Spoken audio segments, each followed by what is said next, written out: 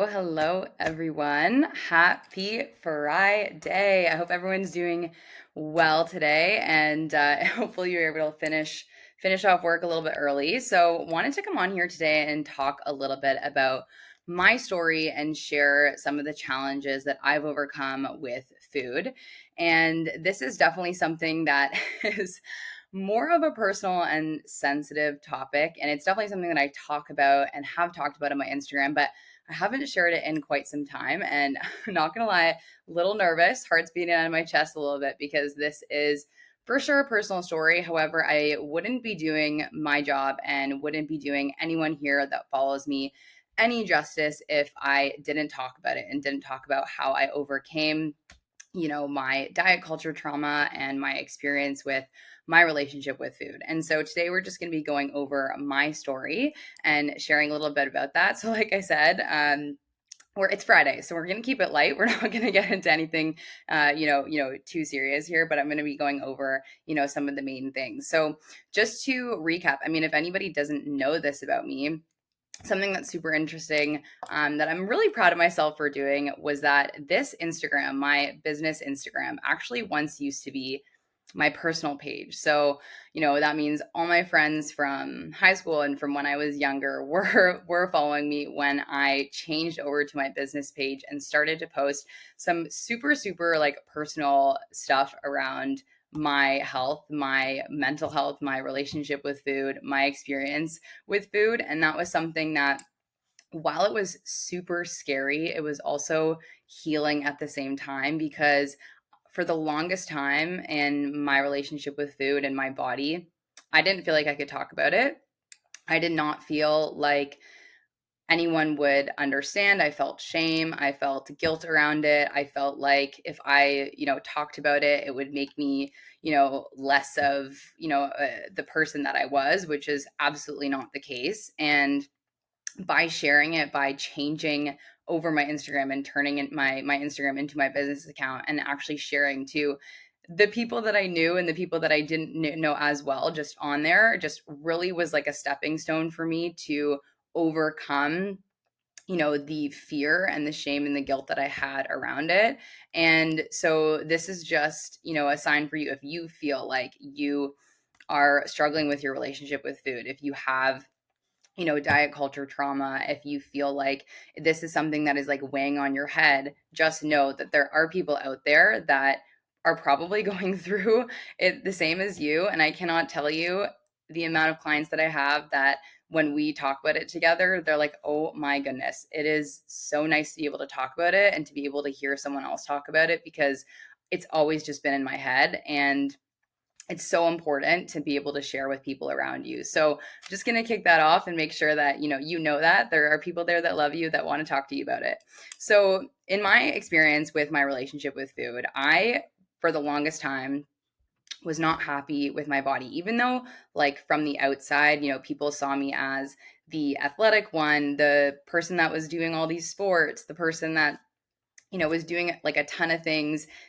On the inside, I really just did not feel that way. And I didn't feel like my physical body like reciprocated just how I was feeling on the inside and or how I wanted to look.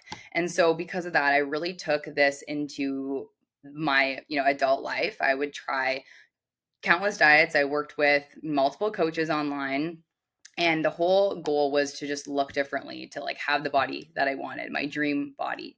And unfortunately, even some of the diets that I tried were like by men, created by men. I tried intermittent fasting. I tried like the 8 to 16. I like went vegan. I tried counting calories, 1,200 calories a day. Like there's just so many things that I did, and it was all because I was focusing on a physique goal. And as I tried every new diet, my confidence, my self esteem, my relationship with food worsened because I was not able to stick to it. And every time I would try something new, I was like, this is going to be it.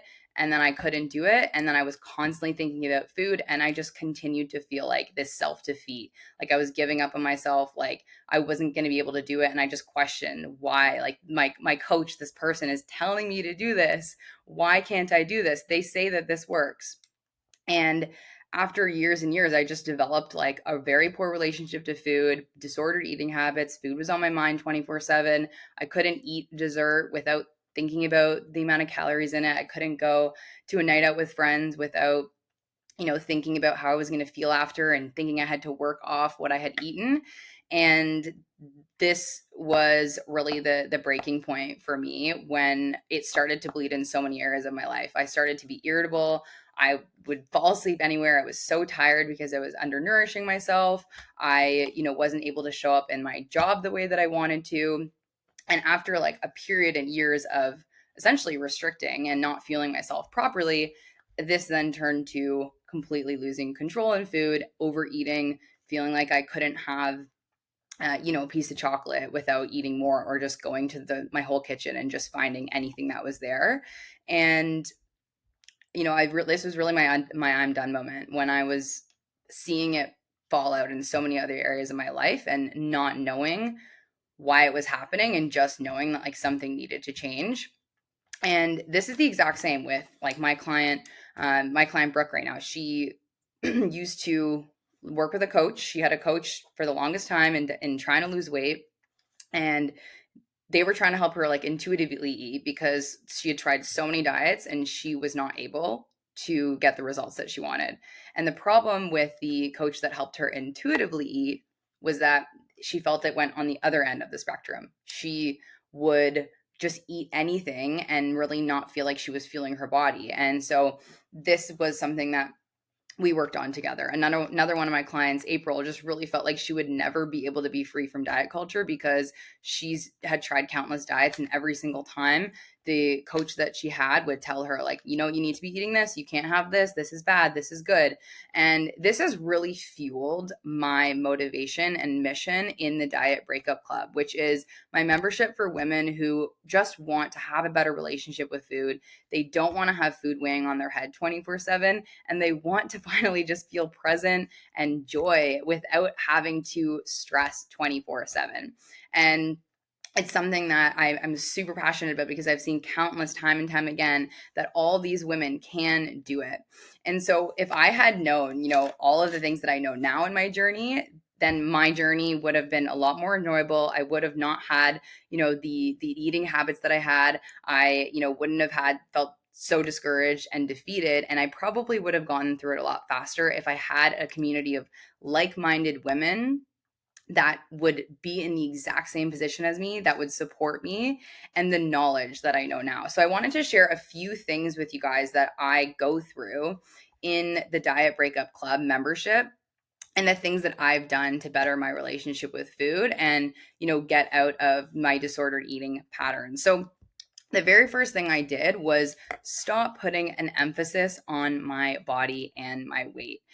All of the diets, all of the coaches that I had worked with online, the whole sole result was looking a certain way. And because I was so obsessed with the outcome and so focused on how my body would look, if I messed up once, if I didn't go to the gym, I'd feel so guilty. If I, ate a dessert, I'd think everything was ruined because of my all or nothing mindset, and then I would give up.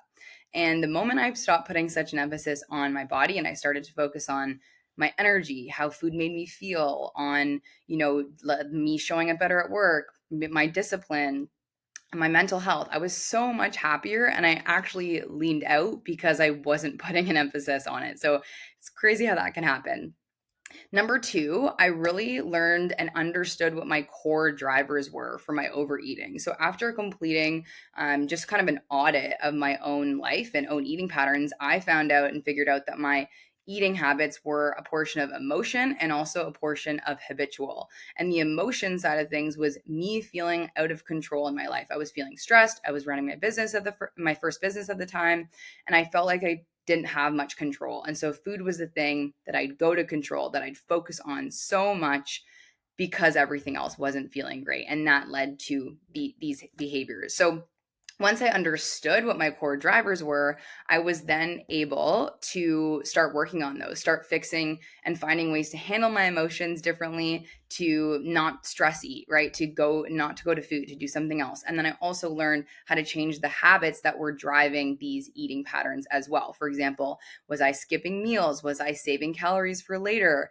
Did I restrict myself from certain foods because I thought they were good or bad? These are all things that go into the habitual aspect of my eating that I had changed.